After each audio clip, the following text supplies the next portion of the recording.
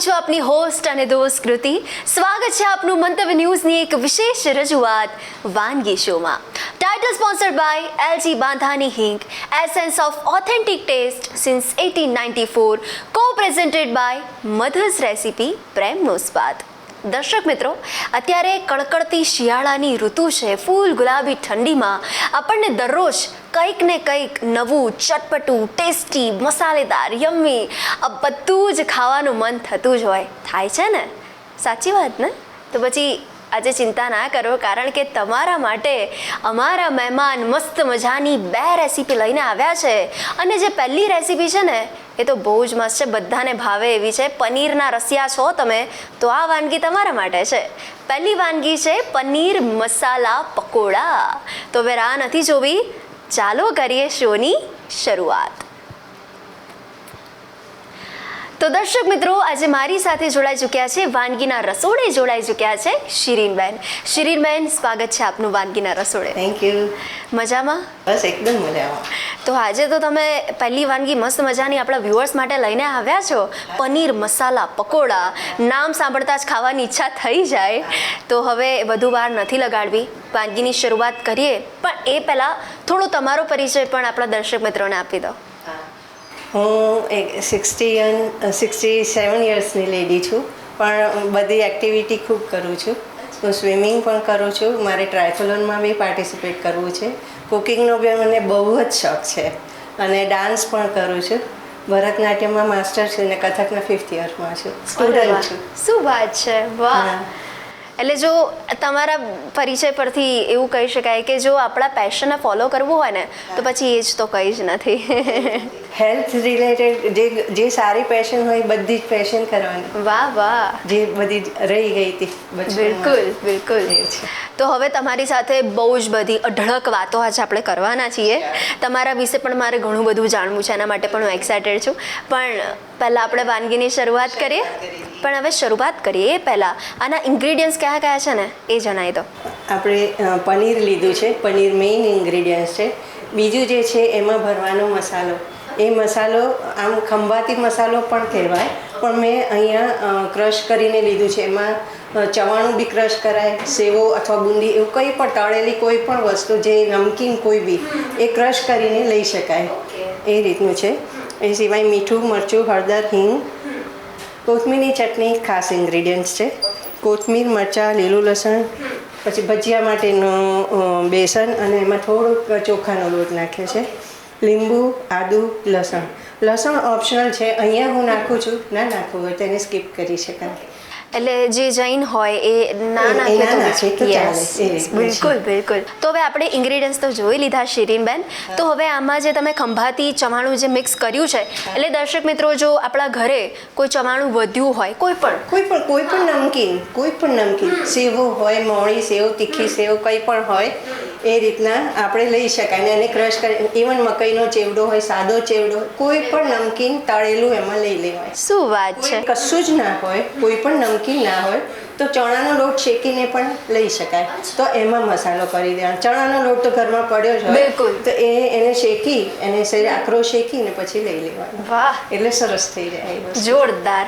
તો હવે સૌપ્રથમ આપણે શેનાથી શરૂઆત કરીએ છીએ? હા, પહેલાં જે મસાલો છે એ ચાલુ કરી દઉં, પછી પનીરને તૈયાર કરીએ. અને પનીર તૈયાર કરીએ ત્યારે તેલ ગરમ મૂકી દઉં. બિલકુલ. તો કરીએ શરૂઆત. આ મસાલામાં આપણે સૌથી પહેલાં, આ મેં તીખું લીધું છે એટલે આમાં બધો મસાલો છે, એટલે મીઠું મરચું મારે જરાક જ નાખવાનું છે. હળદર, મરચું, થોડુંક મીઠું, એ ખૂટતું લીધું, કારણ કે આપણે ચડિયાતો મસાલો કરવાનો છે. પનીર મોળું આવવાનું છે એટલા માટે. એમાં કોથમીર, એમાં લીલા મરચાં લીધા, અને લીલું લસણ આમાં થોડુંક જ નાખું છું. પણ સૂકું લસણ આમાં એકદમ બિલકુલ ચાવવામાં ના આવે, પણ એની સ્મેલ આવે એટલું બારીક ક્રશ કરીને નાખવાનું. અને આદું પણ એ જ રીતે ક્રશ કરીને નાખવાનું.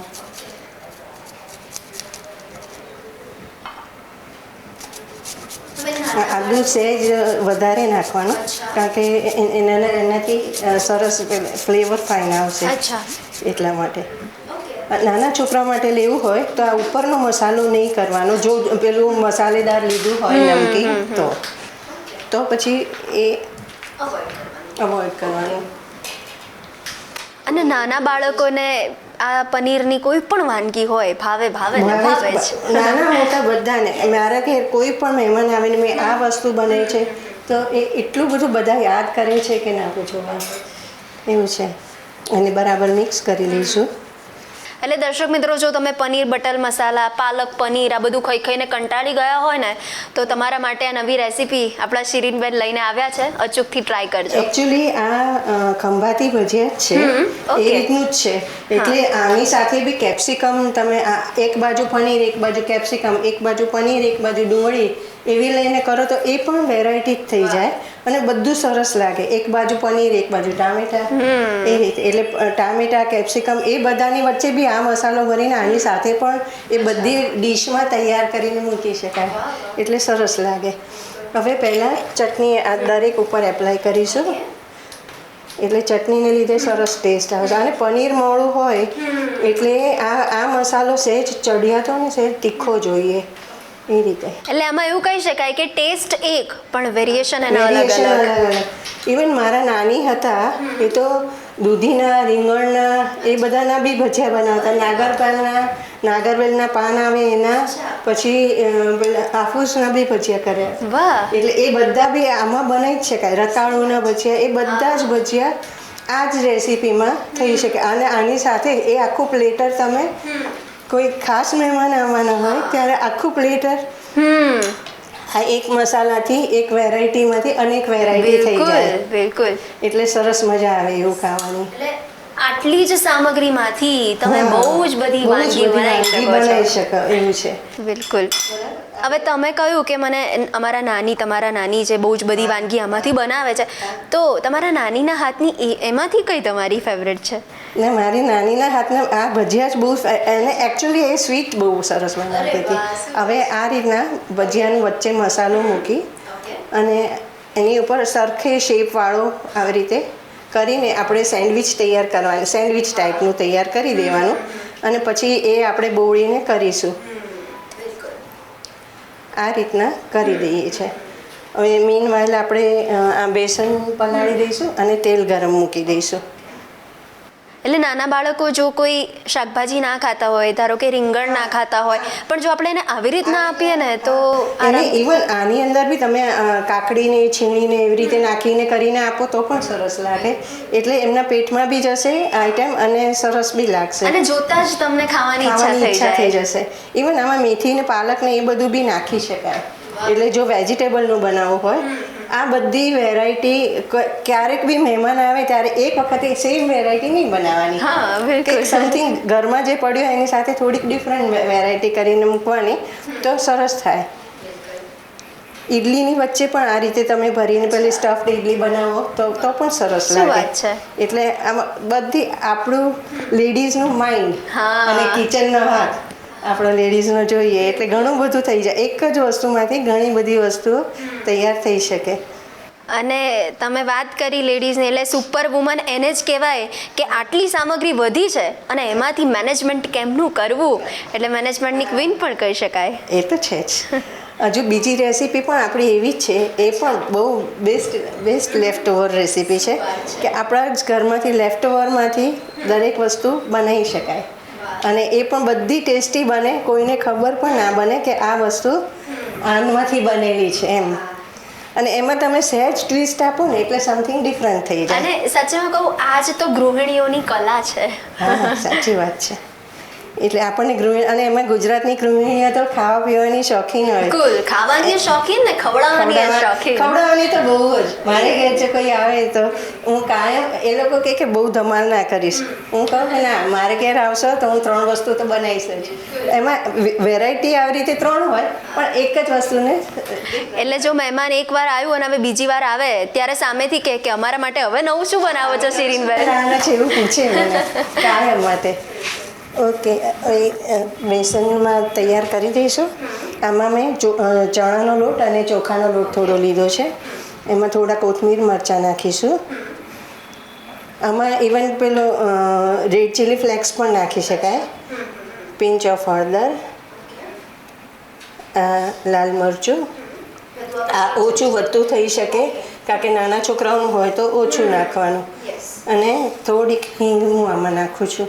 આપણે એલજીની હિંગ થોડીક નાખીશું. એટલે શિરીનબેન, આપણે જે 1 ચમચી પણ આમાં હિંગ નાખીએ ને, એલજી બાંધાની હિંગ, હા, તો બહુ એની જે fine flavor આવે. સ્વાદ અને સુગંધ, વાહ સુગંધ વાહ. બહુ જ સરસ આવે એમાં. આમાં બિલકુલ ક્લમ્સ ના રહે એ રીતે આપણે થોડું ઘટ ભજીયા માટેનું જે બેસન બનાવીએ એવું બેસન બનાવવાનું છે. હવે મીનવાલ તેલ ગરમ મૂકી દઈશું. અને શિરીનબેન, અત્યારે શિયાળાની ઋતુ એટલે આપણને કેવું ગરમ ગરમ ખાવું હોય ને ગરમ ગરમ ભજીયા મળી જાય તો વાહ, બહુ જ મજા આવે. બિલકુલ. તો દર્શક મિત્રો, આપ જોઈ શકો છો શિરીનબેન, હવે આપણે આ તો રેડી થઈ આ ગયું બધું છે. રેડી થઈ ગયું છે. આ સેન્ડવિચ પેલા એ બનીને તૈયાર છે, લોટ તૈયાર છે, તેલ તૈયાર છે. એટલે આપણે હવે ભજીયા ઉતારવાની શરૂઆત કરી દઈએ. રાઈટ. તો હવે શિરીનબેન, જ્યારે તમે ને તમારા હસબન્ડ શનિ રવિવારનો પ્લાન કરતા હો કંઈક બહાર જવાનો, પણ ત્યારે તમારા હસબન્ડ કે રહેવા દે, બહાર નથી જવું, શિરીન તું મસ્ત મજાની મારા માટે એક વાનગી બનાય, તો એમના કઈ સૌથી વધારે ભાવે તમારા એમને હાથની મારા વાનગી? હાથનો હાંડવો બહુ ભાવે. હાંડવો બહુ ભાવે. અને આ બધું ઢોસા ને એ બધું પણ બહુ જ ભાવે મારા. અને આ બધા જે નવે નવે બનાવું ને એ બધું બાઇટ્સ ને એ બધું બનાવું, એ બધું જ એમને બહુ જ ભાવે. એમને દરેક વખત એમને ખ્યાલ યાદ આવે ને એટલે કે આજે આ વાનગી બનાવજે. એટલે સરસ. એ પાછા કહે બી ખરા કે તું પેલું ગુજરાતી ગીત છે ને, તું ગરમ મસાલેદાર ખાટી મીઠી વાનગી, એ સરસ સરસ ખુશ થઈને અને સરસ બનાવડાવે એટલે મને બહુ ગમે. ઇવન એમના શોરૂમમાં ને એ બધા યાદ કરે કે આ ઊંધિયું લેતા આવજો, કે પછી હાંડવો લેતા આવજો, મુઠિયા લેતા આવજો. એટલે એમની પણ ડિમાન્ડ આવતી હોય. હા, એમના શોરૂમમાં એવી રીતે બધાને આપણે જે ભાતનાની ખીચડીના ઢેબરા હોય ને, મુગડી કહીએ અમુક, એ મુગડી બહુ જ ભાવે મારા. હમણાં તમે કહ્યું ને ગરમ મસાલેદાર વાનગી, જે આમ તમારા સૂરમાં જે મને એવું લાગે છે હવે કુકિંગની સાથે સિંગિંગ પણ ચાલુ જ હશે તમારે. હું ને મારા હસબન્ડ બંને ગાઈએ છીએ. અરે મારા વાહ. હસબન્ડ મુકેશના વોઇસના બહુ સરસ ગીતો ગાય છે. હા, સરસ ગીતો ગાય એ પણ. એટલે આ જે છે એ આપણે ભજીયા થોડાક આકરા તળીશું, કારણ કે સહેજ ક્રિસ્પી હશે તો મજા આવશે. એટલા માટે મેં નાના પીસીસ રાખ્યા છે. જો મોટા પીસીસ રાખીએ તો એ ક્રિસ્પી ના થાય. અને આમાં આ જે છે ને, આમાં પનીરનો વધારે ટેસ્ટ આવે ને આમાં મસાલાનો વધારે ટેસ્ટ આવે. એટલે અમને લોકોને આ વધારે ભાવે કે વચ્ચે બી મસાલો વધારે, ઉપર બી કોટિંગ વધારે, એટલે સરસ લાગે. પણ શિરીનબેન, જ્યારે આપણે આ બનાવીએ ને ત્યારે કદાચ આપણે તરતી વખતે તૂટી જાય, અમુક લોકોથી એવી ભૂલ થાય કે તૂટી જાય એમ, તો એ ના તૂટે એના માટે શું ધ્યાન રાખવાનું આપણે? આમાં તમે બેસન પ્રોપર રાખો તો આ વસ્તુ તૂટે નહીં. અને બીજું કે આ જે પનીરને જે છે આમ પાતળા કરવાના, પણ બહુ પતલા નહીં કરવાના કે જેથી એ મસાલાના વજનથી તૂટી જાય. એવું ના થવું જોઈએ. એ રીતનું છે. ઓકે.